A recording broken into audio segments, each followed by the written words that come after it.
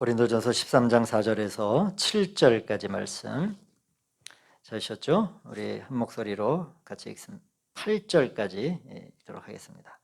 사랑은 오래 참고 사랑은 온유하며 시기하지 아니하며 사랑은 자랑하지 아니하며 교만하지 아니하며 무례히 행하지 아니하며 자기의 유익을 구하지 아니하며 성내지 아니하며 악한 것을 생각하지 아니하며 불의를 기뻐하지 아니하며 진리와 함께 기뻐하고 모든 것을 참으며 모든 것을 믿으며 모든 것을 바라며 모든 것을 견디느니라.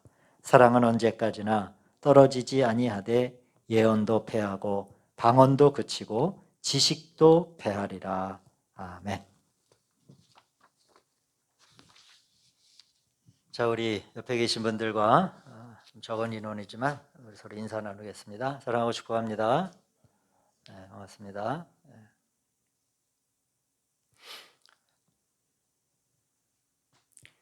우리 교회에서 제일 인사 잘하는 주회 90도 인사. 자, 1993년도에 이 도서가 책이 나온 것 같은데 중간 지점에서 만나요라고 하는 그런 책이 있습니다. 제가 이제 지난주에서부터 행복한 부부 생활의 원칙에 관한 이제 말씀을 나누고 있지 않습니까? 이제 오늘 두 번째, 제가 말씀을 준비하다 보니까 다음 주 한 주 정도 더 해야 될 것 같아요. 이 책에 보면은 마가렛 미드라고 하는 학자가 이런 얘기를 합니다. 1940년도 이전에 태어난 모든 사람은 이제 시간 이민자라고 하는 표현을 써요. 이제 뭐냐면 말하자면 이제 그 1940년도 이후부터 대단히 많이 이 인간의 이 시간의 개념이 달라졌다라고 하는 이야기인데, 그래서 이런 얘기를 합니다. 우리는 다음 5년이 우리 사회생활 영역에 무슨 변화를 가져올지조차 알 수 없다. 모든 종류의 변화는 너무 빨라서 우리를 숨차게 한다.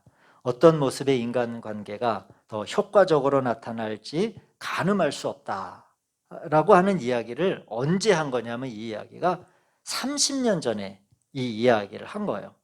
너무 이 시간이 지금 변화의 속도가 인간관계 안에서 어떤 것이 더 효과적인지를 참 가늠하기가 어렵다. 너무 빠르다라고 하는 이야기죠. 이 30년 전에 책에서 남녀에 관한 이제 이 중간 지점에서 만나요라고 하는 것이 남자라고 하는 성과 여자라고 하는 성 사이에 어떤 이제 이 중간 지점을 이야기를 하는 거예요. 그 관계에 대한 연구하는 책에서 30년 전에도 너무 빠르다라고 했는데, 그러면 30년이 지난 지금은 어떻습니까? 아마 우리 성도님들이 피부로 느끼실 거예요. 그 변화의 속도. 그리고 또 다른 부분이 아니라 오늘 이제 말씀드릴 남녀의 관계, 그리고 부부의 관계성 안에서 어떤 것이 효과적인 그런 인간관계가 될 것인가라고 하는 것을 가늠하는 것은 좀 오늘도 아마 더 어려워졌겠죠. 그리고 요즘 청년들의 결혼관이라든지 이런 이야기를 좀 사례나 이런 통계나 이런 이야기를 들어보면 아마 우리 이 자리에 계신 분들 정도의 연배만 돼도 대단히 이해하기 어렵고 굉장히 좀 우리와도 사뭇 정말 다르다라고 하는 것을 이제 알 수 있습니다. 또 부부의 위상이라고 하는 것도 많은 변화가 있습니다. 그러나 제가 오늘 성도님들과 함께 나눌 말씀은 이 근원적인 사람의 관계 설정과 그 지점은 어떤 좀 여러 가지 외형이나 이러한 것들이 좀 달라질 수는 있겠죠. 전통적으로 우리 가정에서 남편의 위치와 우리가 전통적으로 생각해왔던 아내의 위치, 엄마와 아버지의 위치가 이전과는 많이 달라졌어요. 자녀들이 바라보는 관점도 다르고 또 이제 우리 스스로도 그 부부 관계가 많이 달라졌지만, 그러나 근원적인 어떠한 설정은 관계의 지점은 과연 그게 달라질까 하는 생각입니다. 그래서 이 클라인 벨이라고 하는 유명한 이 심리학자가 이런 얘기를 하는 거예요. 자, 사랑하는, 그리고 함께 즐길 수 있는, 그리고 함께 삶의 초월적인 순간들을 나눌 수 있는 그런 관계로 가기 위해선, 다시 한번요, 사랑하고 또 함께 즐길 수 있고 또 함께 삶의 초월적인 순간들을 나눌 수 있는 관계로 나아가기 위해서 이 클라인벨이라고 하는 학자가 이런 5가지 이야기를 합니다. 성도님들도 한번 참고로 잘 기억해 보시길 바라요. 첫째가 뭐냐면 서로의 개성과 그리고 각자가 원래 따로였다 라고 하는 것을 받아들일 수 있어야 한다는 거예요. 두 번째로 자신의 성취만이 아니라 상대방의 성취를 기뻐할 수 있어야 한다. 근데 뭐 남편이 뭔가를 성취하고 아내가 뭔가를 성취하면 서로가 막 당연히 기뻐할 수 있을 것 같은데 사실 그렇지 않다라고 하는 거예요. 그래서 나의 성취만이 아니라 상대방의 성취도 함께 기뻐할 수 있어야 하고, 세 번째로 서로를 돌볼 수 있어야 한다. 네 번째로는 자신의 욕구를 만족시키는 한 방법으로 서로의 욕구를 만족시킬 수 있어야 된다. 이건 뭐냐면 내 욕구를 만족시키는 방법이 있잖아요. 그런데 그게 나에게만 적용이 되면 안 된다는 그런 얘기겠죠.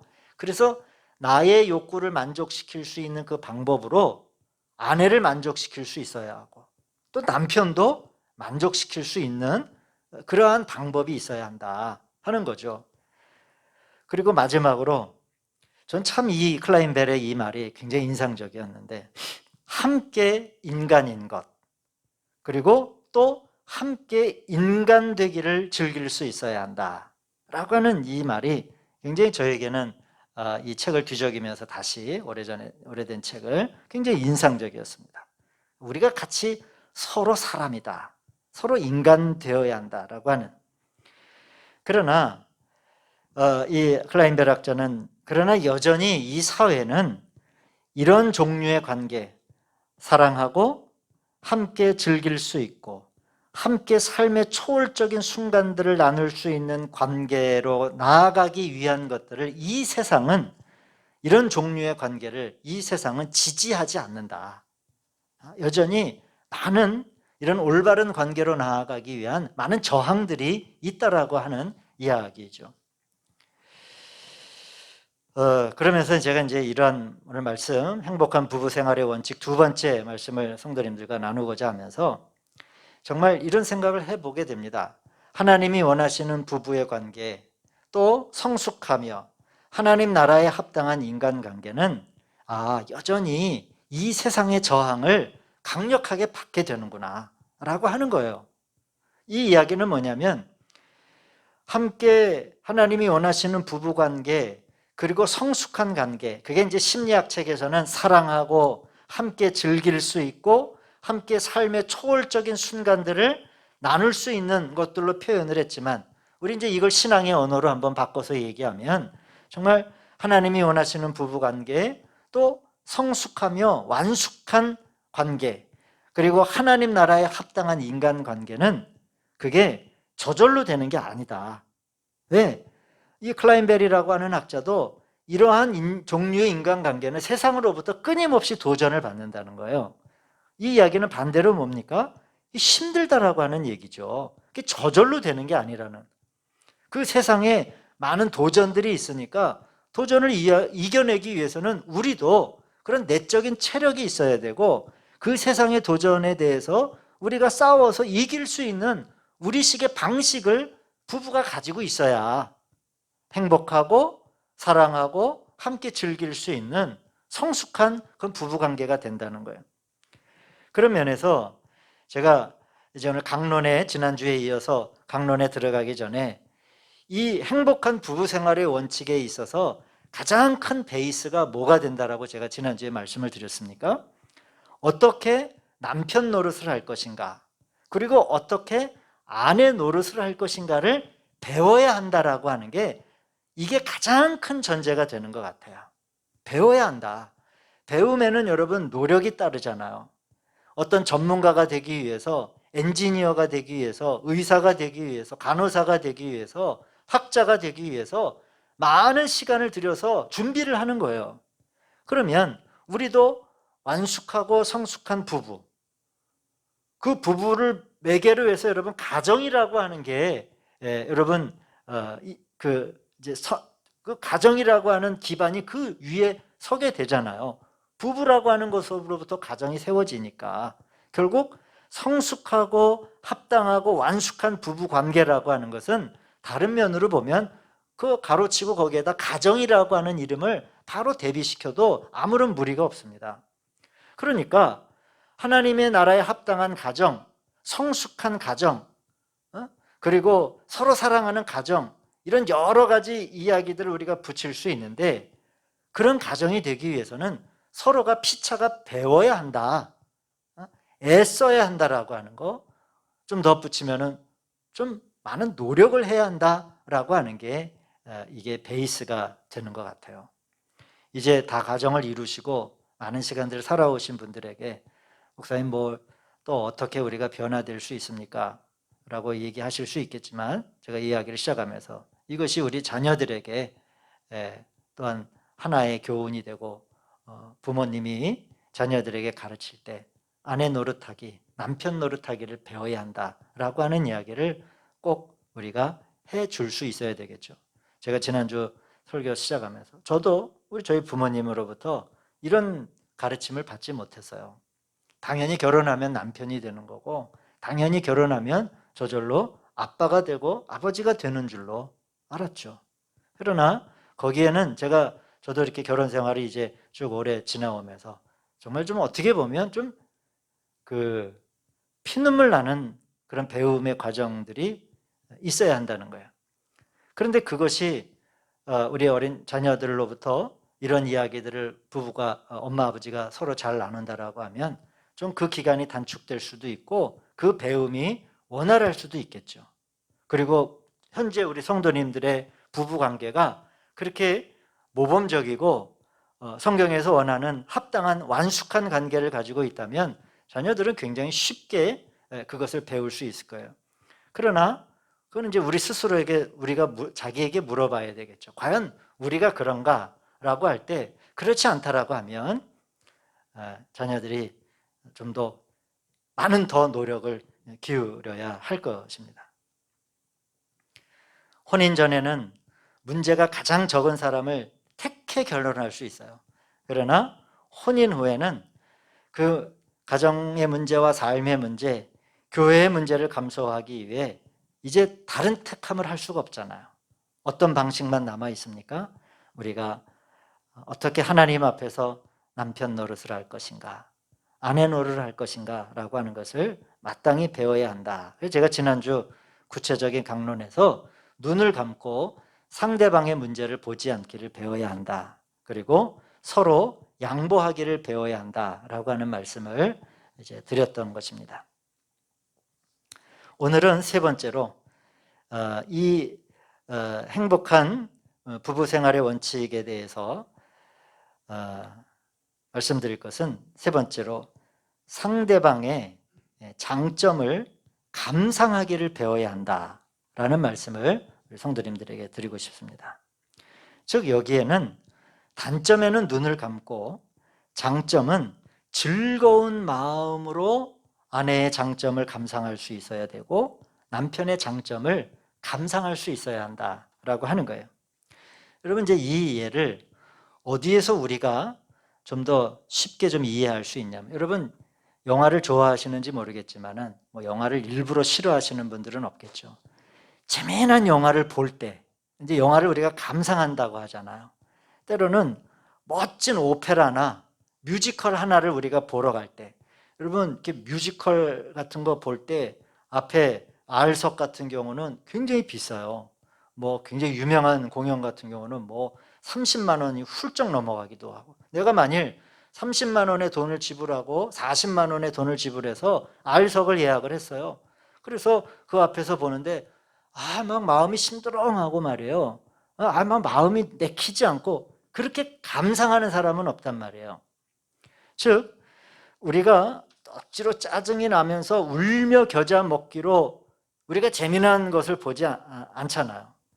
마찬가지로 마땅히 우리가 상대방의 굉장히 뛰어난 장점을, 남편의 장점, 아내의 장점을 보았다면 그것을 기쁜 마음으로 우리가 감상하기를 배워야 한다라고 하는 말씀입니다.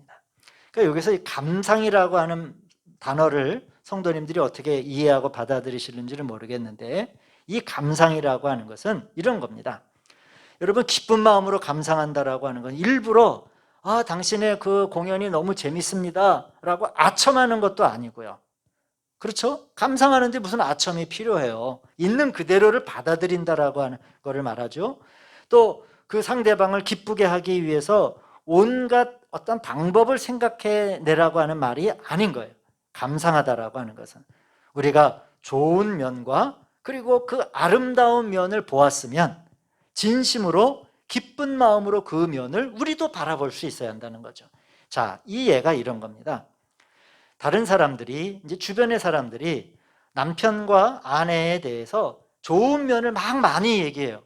아유, 아무개 집사님 남편은 참 뭐 이런 게 좋은 것 같아요. 아무개 집사님 그 부인 되시는 분은 참 이런 게 장점이고 너무 아름답고 멋진 것 같아요. 그런데 유독 나 자신만은 그렇지 않습니다. 그거 다 몰라서 그래요 라고 하지 말아야 된다는 거예요. 이것은 물론 뭐 겸손하기 위해서 그런 이제 이야기 될 수도 있겠지만은, 그러나 여러분, 의외로 다른 많은 사람들이 다 어떠한 장점과 아름다운 면과 기쁜 면을 이야기를 하는데 나 혼자 그렇지 않다라고 생각하는 거예요. 자신의 태도와 그것은 판단이 더 옳다라고 하는 확신이 있기 때문에 그런 거예요.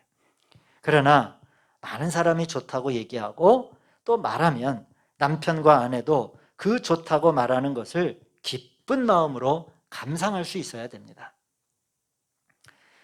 그리고 저기 한 가지 더 덧붙이기 위해서는, 우리 이게 한국 문화에서는 저도 그렇고 우리 성도님들도 아마 좀 잘 안 되실 텐데 잘 하시는 부부도 계시겠지만, 기쁜 감상 후 그 감상의 소감을 말하는 것을 공개적으로 이야기해 보는 것까지 나아가는 것, 장점을 공개적으로 인정해 주는 말을 우리가 잘 배워야 할 것입니다. 통계적으로 이렇게 상대방의 귀하고 아름다운 장점을 많이 감상하고 인정하는 것이 많으면 많을수록 그 가정이 견고해지고 그 관계가 일치된다라고 하는 많은 학자들의 통계들이 있는데, 그게 꼭 여러분 통계가 있어야 믿어지시겠습니까? 오늘 우리가 고린도전서에서 읽은 사랑장이라고 하는 이 말씀은 사실 어떻게 보면 제가 지금 강론으로 얘기하는 눈을 감고 상대방의 문제를 보지 않아야 한다, 서로 양보하기를 배워야 된다, 또 상대방의 장점을 감상할 수 있어야 된다, 그리고 다음에 드릴 말씀이 예절을 갖추어야 된다라는데, 이 제가 앞으로 부부간에 대해서 말씀드릴 모든 말씀을 다 포함하고 있어요. 그런데 여기에 고린도전서 13장에 나오는 사랑은 언제나 오래 참고 라고 하는 이 말씀이 구체적으로 이제 우리들의 삶에 어떤 언어로 우리에게 다가오는가라고 하는 것을 제가 좀 풀어서 말씀드리는 것일 뿐이다라고 하는 것입니다. 네 번째로는 말씀드렸듯이 예절을 갖추는 것을 배워야 됩니다. 예절을. 친구도 예절을 잃으면 친구를 잃게 되죠. 오늘 고린도서 13장 말씀에서 눈에 띄는 말씀이 있지 않습니까? 사랑은 어떻게 한다고요? 무례히 행하지 않는 것이다 라고 하는 거예요. 그러니까 사랑이라고 하는 이름을 가졌을 때 자칫하면 뭐가 될 수도 있어요?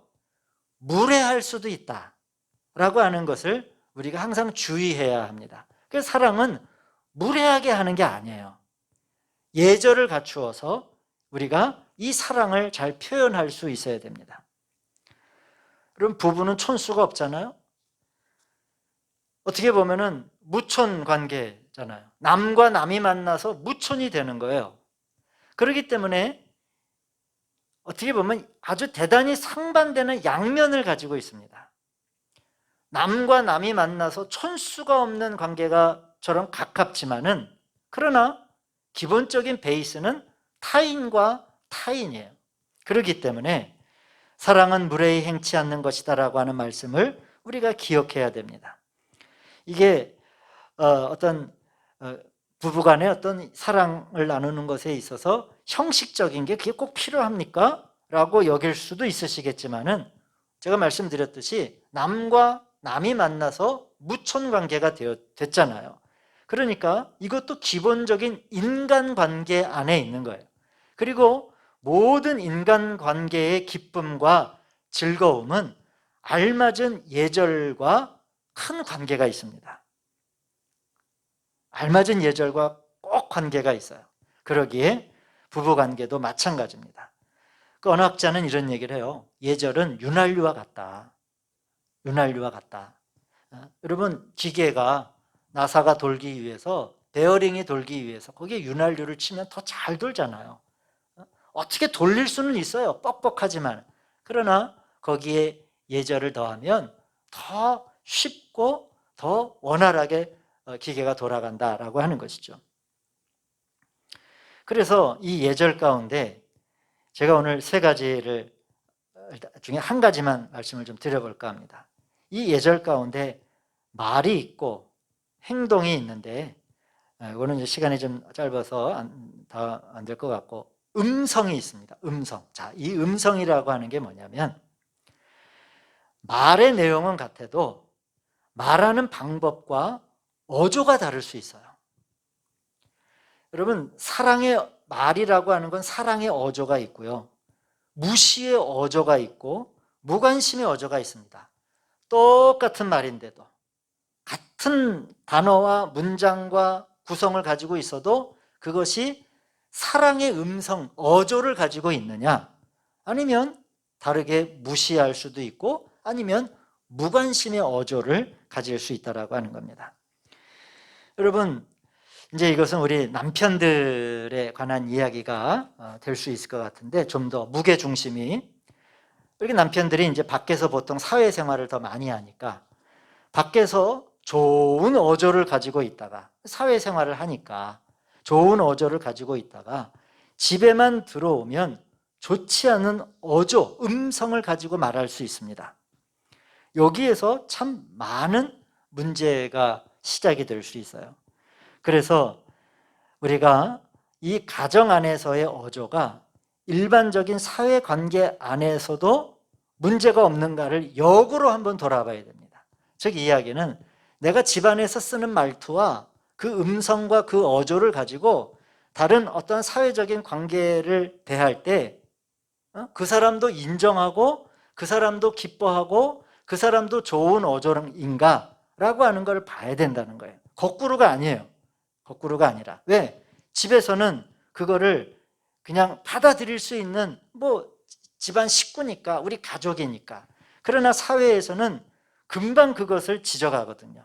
금방 그것에 대해서 그 방향이 나올 수 있고 반응이 나올 수 있고, 그래서 내가 가정 안에서 쓰는 그 어조가 가족이 아니라 다른 일반적인 사회관계 안에서도 당신이 쓰는 말투와 당신이 쓰는 그 어투를 가지고 다른 이 세상의 사회에 나가서 그걸 그대로 사용해도 당신을 환영합니까?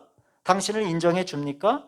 라고 우리에게 물어보면 우리의 어조를 우리가 잘 점검해 볼 수 있으리라 생각을 합니다. 오늘 제가 이 세 가지를 더 이제 말씀을 드렸는데, 상대방의 장점을 감상하기를 배우는 것, 그리고 예절을 갖추는 것. 우리 사랑하는 성도님들이 오늘 이 고린도전서 13장의 말씀과 같이 이 근본적인 사랑의 태도를 가지고 지금껏 잘 살아오셨으리라고 믿습니다. 그러나 제가 더 강조를 드리듯이 이러한 구체적인 우리가 배워야 한다라고 하는 것들을 지금이라도 늦지 않은 거죠. 그 사람은 죽을 때까지 배워야 되는 거니까 이런 배움 안에서 완숙하고 성숙한 이런 부부관계를 통해서 또 우리 자녀들에게도 완숙하고 성숙하고 합당한 행복한 부부 생활의 기초를 우리 성도님들을 통해서 또 잘 물려줄 수 있기를 우리 주님의 이름으로 축원을 드립니다. 기도하시겠습니다. 자비로우신 아버지 하나님, 참으로 감사를 드립니다. 사랑은 오래 참고 또 자랑하지 않고 교만하지 않고 내 자신의 유익만을 구하지 아니하는 이러한 사랑에 관한 귀한 말씀을 우리에게 주셨지만, 그러나 이 땅의 많은 가정들이 하나님 이 사랑의 원리를 배우지 못해서 여러 가지 어려움이 있고 분쟁과 다툼이 있는 이 현실을 우리가 바라보게 됩니다.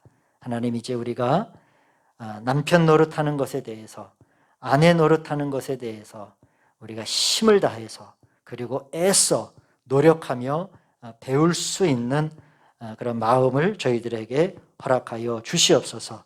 그래서 예수님 믿는 가정이, 예수님 믿는 부부 생활들이 얼마나 복되고 아름다운가라고 하는 것을 이 땅에 증거할 수 있는 우리 생명나무교회 성도님들의 가정이 되게 하여 주시옵소서. 예수님의 주님